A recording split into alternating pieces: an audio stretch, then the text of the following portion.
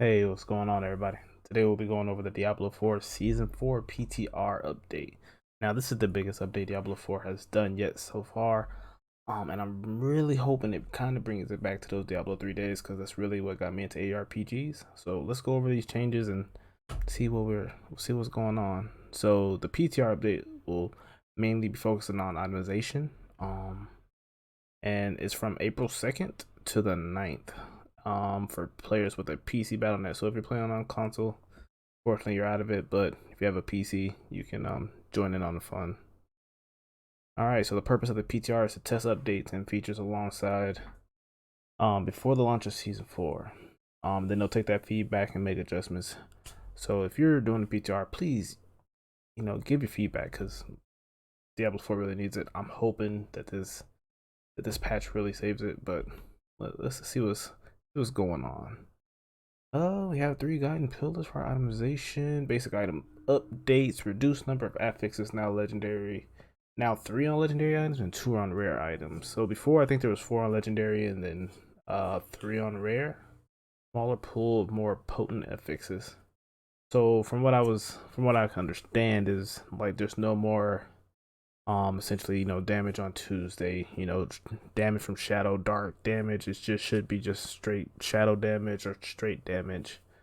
um and then I think they're trying to have it to where it only has like one skill get rank up per item instead of like 2 or 3 like ranks to mastery, ranks to passive skills. This is actually a good one. Only sacreds and items in world tier 3 and only ancestrals. I feel like they said that the last time, and that was not what they meant. Last time, I think it was the legendary items that were only sacred and only ancestral in World Tier 3 and 4, respectively. So, hopefully, this actually means that all items that drop in World Tier 3 are sacred, and in World Tier 4 they'll be ancestral. Fixes values are tuned up to be punchier. We want you, and the Fiends' Sanctuary to really fill them. New affixes and what's this, positioning of affixes? Resource per second, resource on kill. That's good.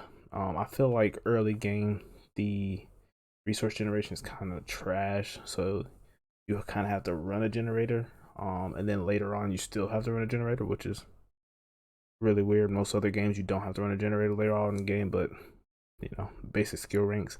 There isn't a lot of basic skill builds. I usually run a druid, so for a lot of those ones I'm not too sure about. But for the druid, they have one basic skill build, and really that's it. And pretty much you only use that one basic skill, which is was it lightning storm? But you end up using it with the staff just to use claw at the same time. All right, miscellaneous updates. Legendary items drop from enemy level 95 plus are always now 25. See, now this is a plus because once you make it past Nightmare Dungeon, I want to say like 30 or 40, you just get to that point where you're just kind of hoping that you get strong items and you really don't. Gems are simpler, more useful, and have a longer crafting tail. Gems now have core stats, and the more conditional bonuses have been simplified. I need to see what this is. I don't play on PC, so I'm gonna have to wait to see what everybody else is, how everybody else sees this. But I want to know what this means, because what it mean simpler. I just confused. I just really want some clarification. Salvage, crafting, and rewards have all been tuned. Significantly reduced item drop rates. Less time sorting, more time slaying. And this is one of my biggest things I hate right now is that you spend 60-70% of your time going through your inventory. Like, to hope that you get a good affix, and 9 times out of 10 you don't. Item re-rolling gold cost capped when enchanting. That's a plus. I'll take that. Material removal and consolidation. All right, so last one, I think during the campfire they were talking about this, where they're getting rid of like that long list of materials that you can get from each area, and then kind of just condensing that and just make it smaller. I agree, because to make all those potions, once you have to make all those potions, then you have to actually go play in those areas to get those materials. It's a little tedious, and first casual Andes, as Darth would say. We don't want to do that. I don't have time for that. I want to enjoy the game. I shouldn't have to go farm every single place because I don't have time to do Duriel 2,000 times like everybody else. Forgotten souls can now be obtained from whispers and are now global rare drops from elites. Okay, that's a lot better. Uniques appear earlier. I do like this. I hated the fact that you had to wait till World War 3 to kind of start your build. To like get it rolling with the unique. Diablo 3 kind of got me into this whole Diablo, this ARPG genre. So I'm used to like the sets where your set will kind of get you rolling, even though you still couldn't get it to level 70. But still, it felt earlier in Diablo 3, and in this one, it feels like until you fight Duriel, like your build isn't as strong as you want it to be. All uniques can now drop in World Tier 3, and some uniques drop in World Tier 1 and 2. And I'm pretty sure those are going to be some of the universal ones, and maybe the weaker of the uniques. Obviously not the Uber uniques, but and the Uber uniques can start dropping from also level 55, which is I think World Tier 3. New crafting system. Now this is what I'm looking forward to. Please let this work, because I'm really hoping that the new itemization is just I hope so. This new system will allow you to add affixes to your items at the backsmith through the new reusable items that can drop for most content in game called temper manuals. So from what I can see is looks like you put your item in, and then whatever affixes can go on those, weapon, defensive, and for rings it's like offensive and something else. You get these manuals. I think you get these manuals later in game. I'm not sure where you get them. These are categorized like the codex power, resource mobility. Yeah, once gained, you can retain these for unlimited use. So the manuals are permanent, or the codex of power? Because I know they said the codex of power, the new powers that you get, but are the manuals? Yeah, it looks like it is. Each manual contains a handful of affixes, and you're able to attach one at a time. Affixes can be re-rolled up to the item's temporary reroll limit, which I think is 2. Yeah, 2. Oh no, 5. You can only add 2 tempered reroll affixes, but you can do it up to 5 times. That's right. And ancestral items can have 2 tempered. And does that mean since ancestrals can have 2, does that mean savers can only have 1? I guess we'll have to see during the PTR. Tempering complete. All right. Greater affixes only appearing on ancestrals and unique items. These are more powerful versions of normal affixes with a 1.5 multiplier. So essentially, if something highest roll was 100, you can have it at 150. And I think they can only be found. So you can't blacksmith them onto there, but they can be found. I think they can be found with more than 1. I think they have up to 2. Masterworking, a late game crafting system to upgrade items using materials gathered from the pit. So this is a late in game mechanic for masterworking. It's essentially what you could do at the blacksmith now, where you could upgrade it. I think it's 5 times, but now it's 12, and every 4 ranks a single affix massively is upgraded. So what it's essentially saying is, out of the affixes that you have on there, one can take a bigger jump than the rest of them, but the others will still go up slowly. But there will be one that can take a big jump, and then hopefully you get one that we'll just say ranks to claw, that can go up more than what you wanted. So eventually you can have like +7 ranks to claw, which would be really good. And then it kind of makes for unique builds. That means the items that you have are unique to you. Somebody may have what you have, somebody may not have what you have. So it makes it, I guess it kind of mixes up the meta a little bit. I hope so. I'm really hoping companions are better, but we'll see. All legendary aspects now appear in the Codex of Power. So this is what everybody's been asking for. I've been saying this since day one. Because this is 80% of my stash. Is just holding on to Codex of Power just having these in my stash, hoping that if I do find something better, I already have a max roll, and if not, I'll have something close to it. I try not to use a max roll. It was a stupid system to begin with, but I'm glad they fixed it. All legendary aspects now appear in the Codex of Power. That was another thing. Some of the rarer ones that were hard to find. You know, if you just found one, you were stuck with that piece of item, that piece of gear until you found a better roll, which was really hard. Stupid. So all legendary aspects now appear in the Codex of Power, so you can focus on chasing great items instead of managing your inventory. So, and I think that's where they were going with quality over quantity. So there'll be less drops of items on the ground, but the quality of these items will be much better. So you don't spend days going through inventory as opposed to killing. Legendary effects range increase based on item tier, normal, sacred, ancestral. Most legendary affixes ranges have increased. So, just because you found something at max roll in World Tier 1, once you go up to World Tier 2, it should have a bigger range. So they've increased the range overall, from, instead of being 0 to 50, it's 0 to 100. But for World Tier 1, it could only be like 0 to 25, and World Tier 2, 12 to 50, whatever the case may be, but the ranges differ. And the UI has been revamped, so it kind of looks like this now, which is better. Like I said, really hoping that I hope this is implemented correctly, and I hope that during the PTR they do get the necessary feedback to fix bugs, and if there's just something wrong, that they fix it in time. That's all you can hope. Helltide Reborn. As you battle through Helltide, you will generate threat, much to like GTA 1 and Stars essentially.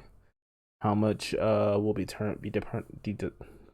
Jesus, how much will be will be determined by the difficulty of the monster and how often you're securing tortured gifts within the Helltide. Dying will reset your threat. There are 3 Helltide threat tiers, with each increasing in danger and the frequency of monster ambushes. So I think they're trying to do it like the Blood Harvest from season 2, where you're fighting, and eventually you get ambushed by some stronger elites.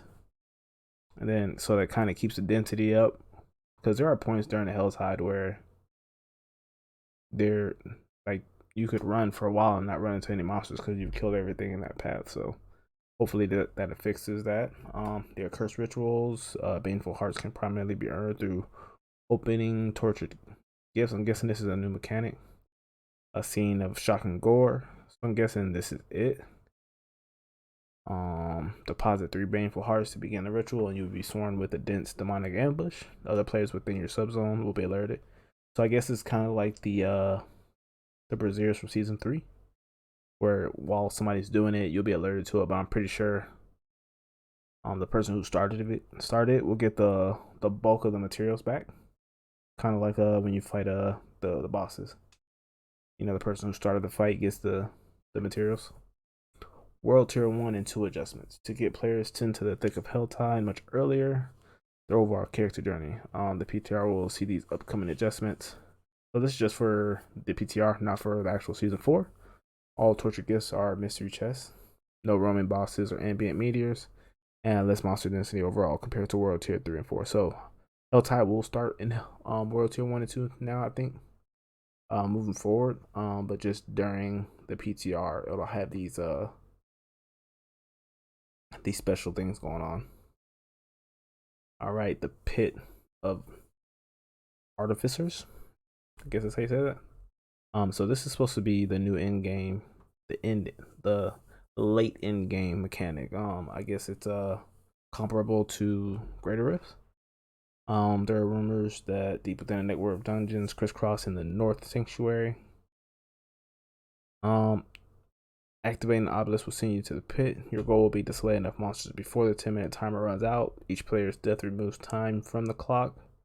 First death removes 30 seconds, second death removes 60, and then the third and subsequent deaths will be 90. So it stops at 90 seconds as a cap, but it'll still keep, as you die, you'll just keep ticking away at your time. If you slay enough monsters, a portal will appear, taking you to the boss's arena. Killing the boss within 4 to 6 minutes. Spare grants you additional tier unlock. Killing the boss within 6 or more minutes grants you 2 additional tier unlocks. Okay, so the faster you kill the boss, it looks like more tiers are unlocked for you. Kind of like, you know, the greater rifts, and the pit has hundreds of tiers of difficulty. Okay, so yeah, this is definitely like the greater rift system where you kind of kept going up. And if the mastery timer expires before you finish running through the pit, you'll still receive loot. Okay, so this is how you're supposed to get the masterworking materials, and it looks like if you don't finish within the 10 minutes, you don't get the masterworking materials, but you still get the loot, which is good. It'll kind of allow you to progress. That like, hey, I need to be a little bit stronger to take this on to actually beat it within 10 minutes, but you still begin a loot, but just not the materials. And then only the player who opened the pit has a chance of receiving the materials used for summoning tormented echoes. Boss ladder updates. So Andariel has joined the ladder. I seen the fight during the campfire. It looks pretty good. I hope it's like nothing like Uber Lilith, where she just one hits you now. I think they changed that as well. The Echo of Andariel joins the ladder season 4 in the same bracket as her brother Duriel, with the same uber unique drop rate, with a mix of shadow, with all elemental damage. Summoning parts can be acquired from the Beast in Ice and Lord Zir. Tormented echoes of all ladder bosses can be summoned with Stygian stones obtained from the deep within the pit. So I guess there's echoes of all of the bosses now, and you just have to get those materials from the pit. Tormented echoes will be level 200. All items dropped are level 925. I would hope so, because after 95 plus, it should be 925. Defeating your first tormented echo drops 1 resplendent. So this is where I was a little questionable. So do you get a resplendent spark only for Andariel, or do you get it for everybody? Which means you can essentially get your first uber unique of fighting each one of those if you haven't got one from firing Duriel or Andariel, or just playing the game in general. All right, features offered for the testing. So this is only going to be for the PTR, not going to be for the main game during season 4. Campaign completion, mountain skill points, fog of war, and altar little stat bonuses. So all these things will already be finished for you during the PTR, so you don't have to go through this. You can be boosted to level 100 immediately, so you can just start off at level 100 instead of going through the changes, because I think they changed the amount of experience that you can get during it. But I think if you just want to get into it, kind of get into the end game, that's probably what most people want to do. They probably want to get to the end game, see how that works, which is a good thing. They should just try to get to that at the end anyway. Upon boosting, you receive 100 million gold. So pretty much to kind of get you going.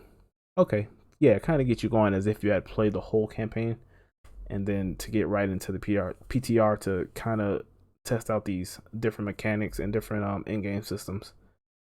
Then this is just how to provide the feedback, and then how to install the PTR. Like I said, it's only for PC, so if you're on console, welcome to the club. All right, so there's class updates and the full patch notes. There's a lot of changes.